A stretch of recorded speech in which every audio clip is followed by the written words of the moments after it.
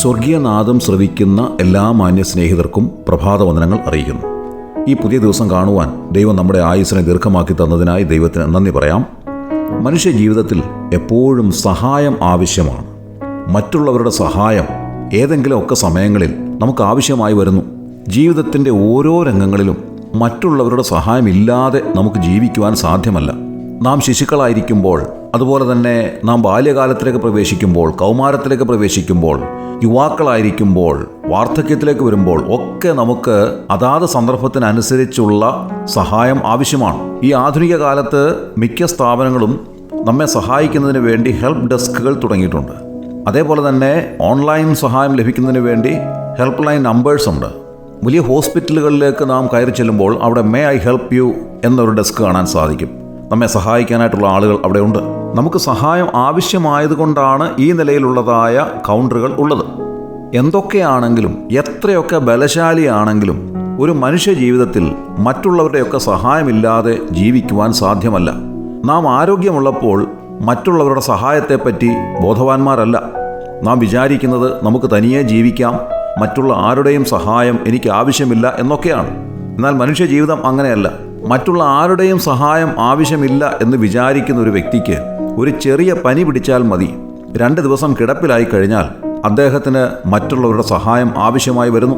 നമ്മുടെ രോഗാവസ്ഥയിലും ക്ഷീണാവസ്ഥയിലുമാണ് നാം വാസ്തവത്തിൽ നമ്മുടെ നിസ്സഹായത അറിയുന്നത്. പലപ്പോഴും നാം അത് ചിന്തിക്കാറില്ല.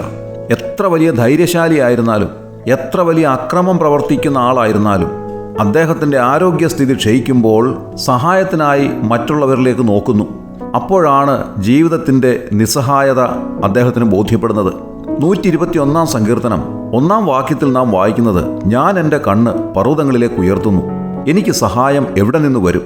പലപ്പോഴും നാം സഹായത്തിനായി ഉയർന്ന സ്ഥാനങ്ങളിലേക്ക് നോക്കുന്നവരാണ്.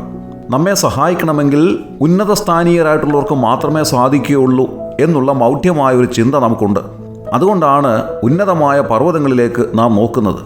എന്നാൽ ദൈവവചനം പറയുന്ന സഹായത്തെ സംബന്ധിച്ചുള്ള കാര്യം വളരെയധികം ചിന്തനീയമാണ്.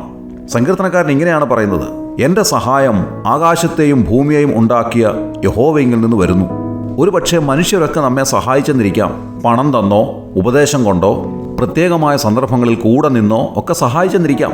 പക്ഷേ അതൊക്കെ ചില കാലങ്ങളിലേക്ക് മാത്രമുള്ള സഹായമാണ്. എന്നാൽ വലിയവനായ ദൈവം നൽകുന്ന സഹായം എങ്ങനെയുള്ളതാണ്? ഈ ലോകത്തിൽ നമുക്ക് ആവശ്യമുള്ള സഹായങ്ങൾ വലിയവനായ ദൈവം അതാത് സന്ദർഭങ്ങളിൽ നൽകിത്തരുന്നു. എന്നാൽ അതിനേക്കാൾ ഉപരിയായി ആത്യന്തികമായ സഹായം ദൈവം നമുക്ക് നൽകുന്നു.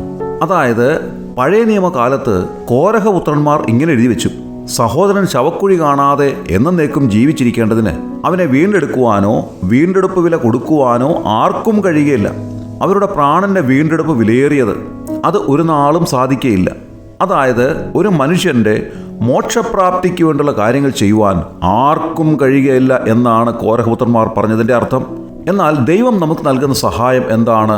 നമ്മുടെ ആത്മാക്കളുടെ വീണ്ടെടുപ്പ്, നമ്മുടെ ആത്മാക്കളുടെ മോക്ഷപ്രാപ്തി, സ്വർഗപ്രാപ്തി. അതാണ് വലിയവനായ ദൈവം നമുക്ക് വേണ്ടി ചെയ്തത്. കർത്താവായ യേശു ക്രിസ്തു ഒരു മനുഷ്യനായി ഈ താണലോകത്തിലേക്ക് ഇറങ്ങി വന്നു.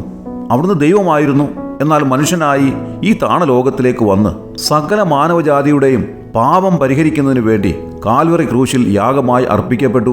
അവിടുത്തെ പരിപാവനമായ രക്തം ദൈവനീതിയുടെ മുൻപാകെ ഒഴിച്ചു.